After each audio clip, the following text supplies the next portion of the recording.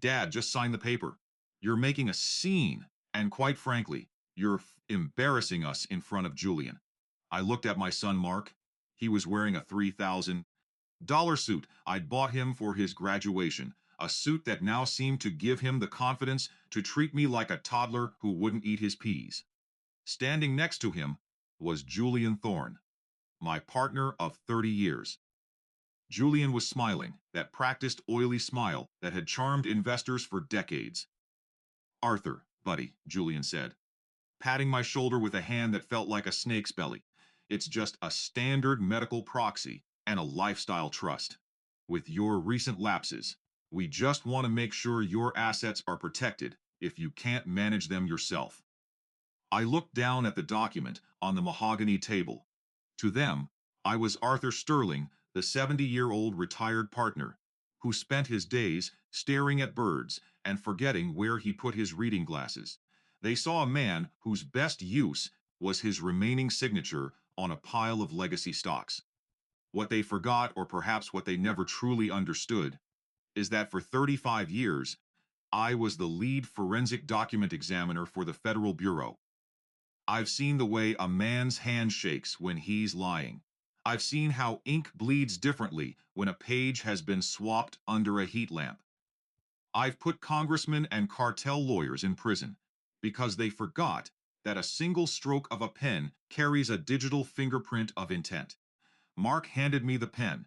It was a heavy Mont Blanc's. Sign it, Dad. Let's get you back to your room, I signed. My hand trembled, just enough. I saw the look of triumph flash in Julian's eyes. It was a look of pure predatory greed. He thought. He'd just signed my death warrant, financially speaking. He didn't know that 10 minutes ago I had already initiated a clandestine audit of our firm's offshore escrow accounts. He thought he was burying an old man. He didn't realize he was handing a forensic expert the very evidence needed to dismantle his entire life. The humiliation didn't start today. It had been a slow, agonizing drip over the last 2 years. Ever since my wife Elena passed away, my family looked at me like a piece of antique furniture that didn't fit the modern aesthetic of their lives. Mark and his wife, Sarah, had moved into my estate under the guise of taking care of me. In reality, they were measuring the hallways for a renovation they planned. To start the moment I was moved into the Gables, the luxury assisted living facility. They frequently browsed on their iPads during dinner, were hosting the charity gala committee. Tonight, Arthur, Sarah said, that evening, not looking up from her phone. Maybe you could stay in the library? Julian is coming over to discuss the new Ascendance project. It's very high level. You'd probably find it confusing. I sat at the end of the long dining table, picking at a piece of dry chicken. The Ascendance project? Is that the venture capital fund Julian mentioned, the one involving the Singaporean port development? Mark let out a sharp, condescending laugh. Dad, please. You think it's about ports. It's a blockchain, integrated logistics play. It's way over your head. Julian is the visionary now. He's the one keeping the Sterling Thorne name relevant while you feed the pigeons. I see, I whispered. I reached for my water glass, letting my hand shake intentionally, causing a small splash on the tablecloth. For God's sake, Arthur! Sarah snapped, waving for a maid. This is a silk runner. I'm sorry, Sarah. My nerves. They aren't what they used to be. Julian arrived an hour later. I wasn't in the library. I was in the darkened alcove of the mezzanine, watching them in the foyer. They didn't think I could hear them. They didn't think I was even capable of processing their words. Did he sign the special appendix? I heard Julian ask. In a low voice. Hook, line, and sinker, Mark replied, his voice brimming with a disgusting sort of pride. The old man didn't even read the middle pages. He just saw the medical proxy header and scribbled his name. How much is it worth? With his personal guarantee on the fake debt notes. Julian's voice was giddy. 50 million. Well, trigger the default in 30 days. The estate, the holdings, the Sterling Trust, it all flows into the Ascendance Shell Company. You get your 20% consultation fee for managing your father's decline. and I take the rest by the time he realizes he's broke. He'll be tucked away in a memory care unit, and the courts will say he was non compos mentis when he signed. He's become a burden, Julian, Mark said, sighing. It's better this way. He doesn't need the money, he just needs a bed and a television. I retreated into the shadows of my study, my heart hammering against my ribs, not with fear, but with a cold, crystalline rage. I sat at my desk and pulled out the copy of the document. I'd signed. I hadn't just signed it. I had performed a controlled signature, to the untrained eye. It looked like my messy, aging scrawl, but I knew exactly what I had done. I had used a specific pressure points and microscopic hesitation marks that I had documented in a private notary journal months ago. I turned on my old forensic microscope, the one they thought was just a hobbyist toy from my glory days. I began to examine the medical proxy. Julian had given me. There it was. The paper was a standard 20-pound bond, but the indentation levels on the third page didn't match the first. Using a raking light, a technique where you shine a light at a shallow angle across the paper, I saw the ghost of another text. Julian was sloppy. He had used a laser printer that had a slight mechanical defect, a trash mark on the fuser roller that left a microscopic, repeating speck of toner every 3/7 inches, but that wasn't the fatal flaw. The flaw was the ink. Julian had provided the pen, a Mont Blanc, he said. But I knew that specific model. I had analyzed the chemical composition of its proprietary ink for a federal case back in '09. The ink in that pen was a specific batch of ferro-gallic dye that reacts to ultraviolet light in a very particular way. However, the debt note page, the one they had slipped into the middle of the stack, had been printed using an inkjet bypass. They had forged my initials on the bottom of that page using a digital recreation of my handwriting. They thought they were being high-tech. They thought they were being clever, but they had committed the cardinal sin of forgery substrate mismatch. The paper of the debt note was chemically different from the rest of the stack. The pH levels wouldn't match. The fiber density was off by 3%. In a court of law, under the eyes of a true expert, that document wouldn't just be contested, it would be a smoking gun of racketeering and fraud. I leaned back in my chair, the green glow of the microscope reflecting in my eyes. 30 days, Julian, I whispered to the empty room. I only need 7. The next morning, I was Arthur the Senile again. Mark, dear, I said at breakfast, fumbling with my newspaper. I think I'd like to go for a walk in the city today. Maybe visit the old office? Just for nostalgia. Mark didn't even look up from his Bloomberg terminal. Sure, Dad. Whatever. Just don't get lost. Take an Uber. I don't want you driving the Mercedes and clipping a curb again. Of course, son. Safety first. I didn't visit the office. I went to a small, windowless laboratory in a nondescript building in Northern Virginia. It was owned by a man named Elias Vance, my former protege, a man who now ran the most prestigious private document analysis firm in the country. Arthur? Elias stood up, shocked as I walked in. I heard you were well. I heard you weren't doing well. Reports of my mental decline have been greatly exaggerated. Elias, I said, my voice dropping the shaky old man register and returning to the deep, authoritative tone of a federal lead. I laid the documents on his table.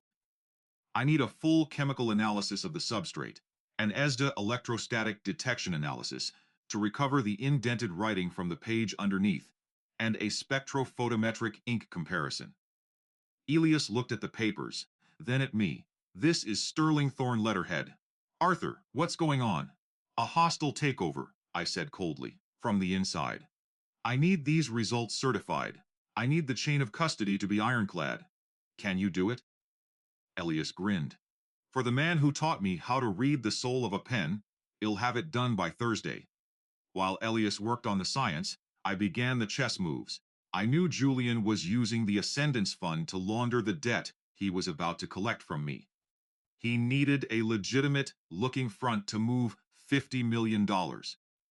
I called an old friend at the SE, a man who owed me his career after I proved His predecessor had been taking bribes in the form of forged art.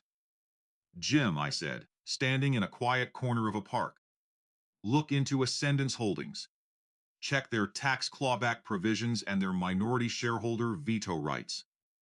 I suspect they are operating without a valid administrative search warrant for their offshore data servers. And Jim, check the signature on their articles of incorporation. Arthur, is that you?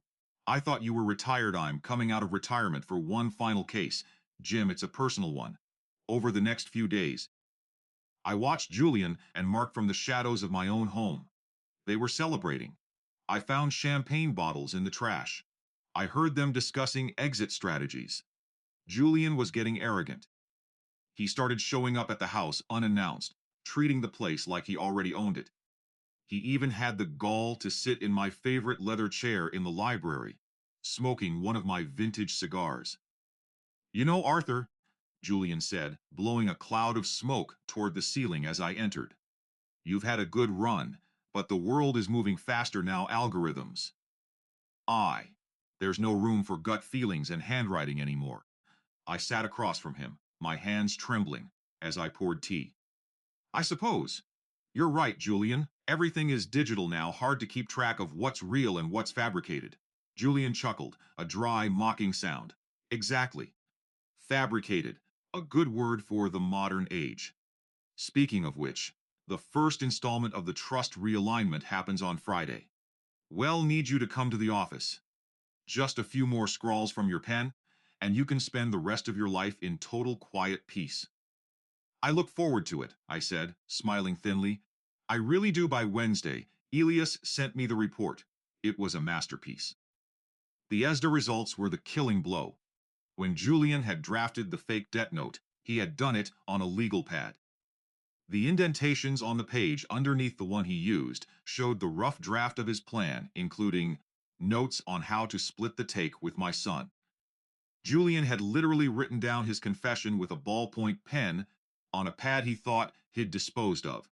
But he hadn't accounted for the fact that the electrostatic charge of a pen leaves a 3D map of its journey, 3 pages deep. I also had the administrative search warrant info from Jim. Julian hadn't just forged my name. He had been skimming from the firm's pension fund to bridge the gap in the Ascendance projects. Capital, he wasn't just a thief. He was a desperate thief.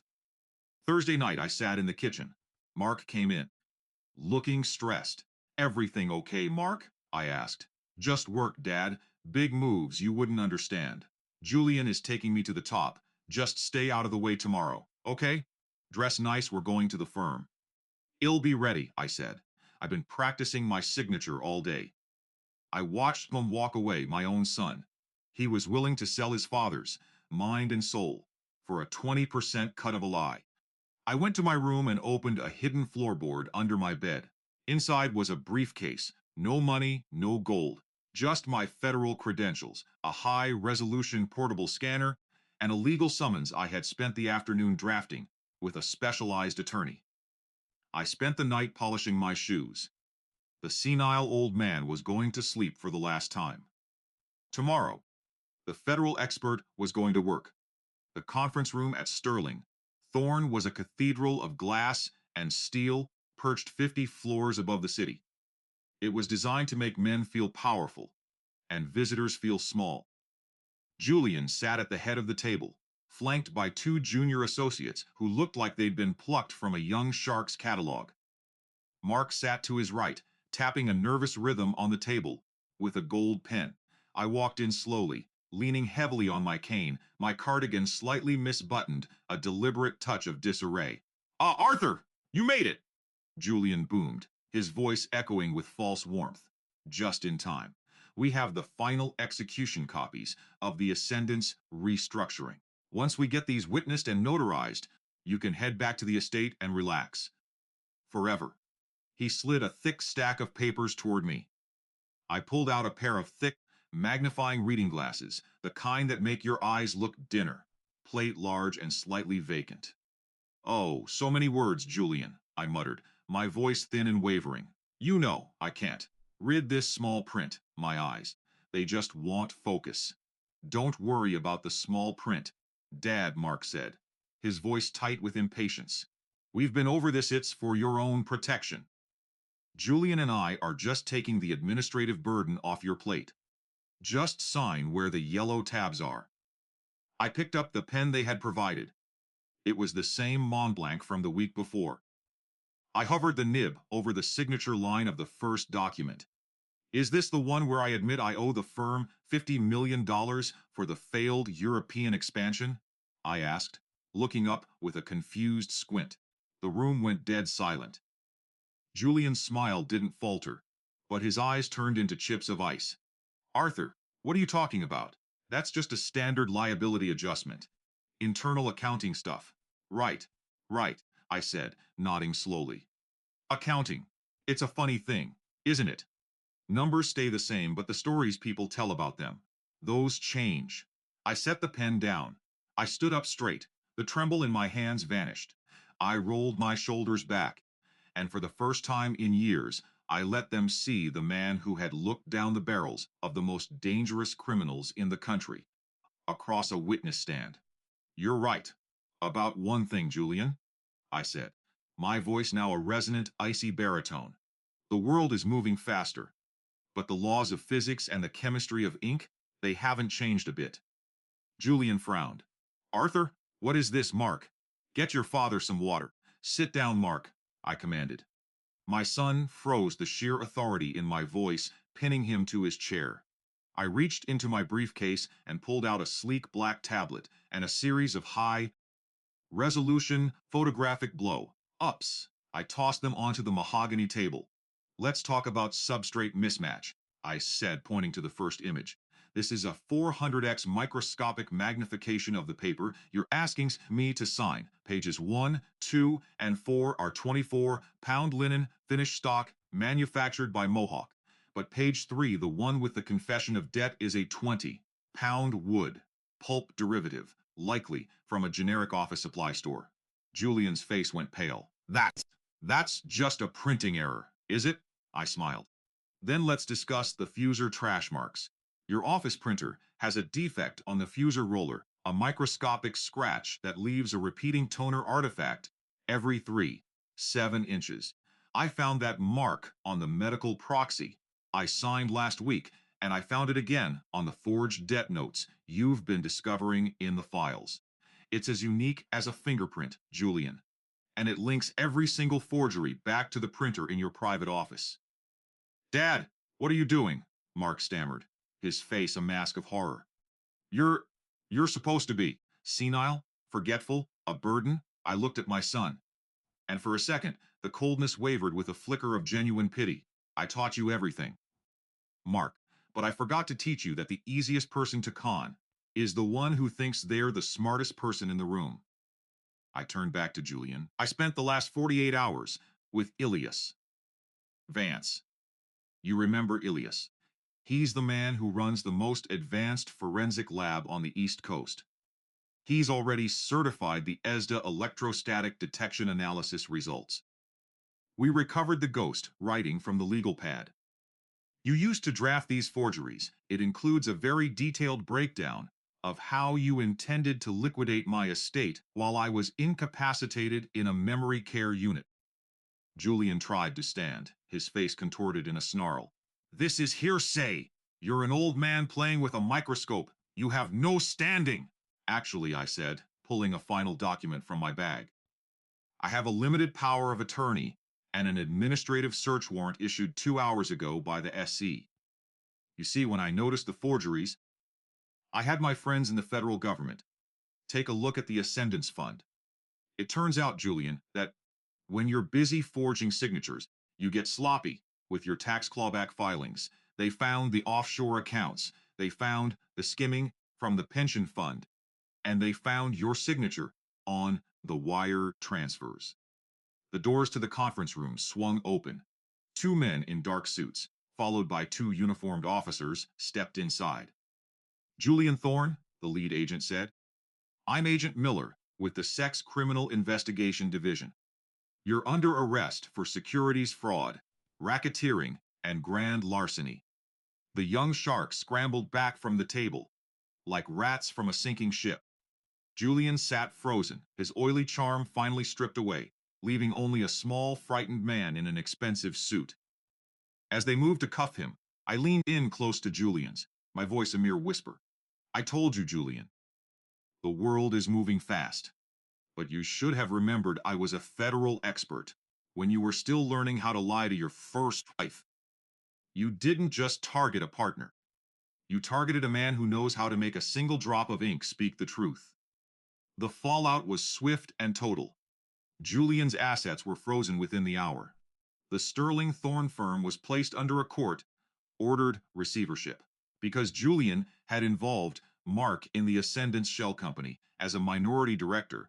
My son wasn't just a bystander. He was legally liable for the fraudulent filings.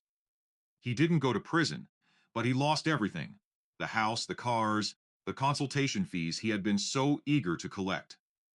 A week later, I stood in the foyer of my estate. Mark was packing a single suitcase. Sarah had already left for her mother's, unable to bear the humiliation of living in a world without a country club membership. I didn't know, Dad, Mark said, his voice hollow. I thought.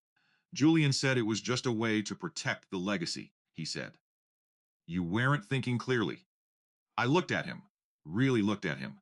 You believed him because you wanted to believe him. Mark, you wanted the shortcut. You wanted the power without the work and the wealth without the character. What am I supposed to do now? He asked, looking around the grand hallway. He had once hoped to renovate into a minimalist tomb. You're going to do what I did 40 years ago, I said calmly. You're going to find a job that requires you to be honest. You're going to learn that a man's reputation isn't built on the suits he wears, but on the promises he keeps when no one is looking. I handed him a small plain envelope. There's $5,000 in there. It's not a gift, it's a loan. I've drafted a promissory note. It's printed on standard paper, no tricks. I expect you to sign it, and I expect you to pay it back with interest. Mark looked at the envelope, then at me. His hand was shaking, not with a calculated old man tremor, but with genuine raw fear. He signed the paper. Good, I said. Keep the pen. It's a Mont Blanc. It's heavy. It's a reminder that every time you put a pen to paper, you're leaving a mark that the world can read if they know where to look. I watched him walk out the door, his silhouette small against the sprawling driveway. I returned to my study and sat in my leather chair. I didn't turn on the television. I didn't look for my reading glasses. I just sat in the silence of a house that was finally mine again. People think power is about the loudest voice or the biggest bank account. But I know better. Real power is the secret expert. It's the ability to see the patterns in the chaos. It's the patience to let your enemies build their own gallows. And it's the wisdom to know that while ink can be used to weave a lie, it can never hide the truth from someone who knows how to read between the lines. I picked up a book, my hand perfectly steady. I had a lot of reading to do. And for the first time in a long time, the future was written in a hand I finally recognized my own.